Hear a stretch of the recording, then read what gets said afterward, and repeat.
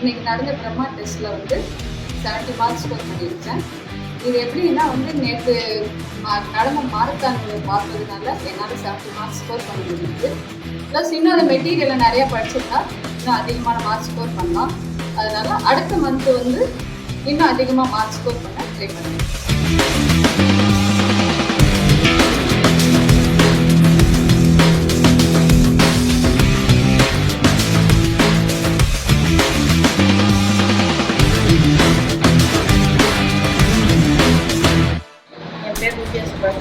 Veranda RACE Tambaram பிரான்ச்சில் இருக்கேன்.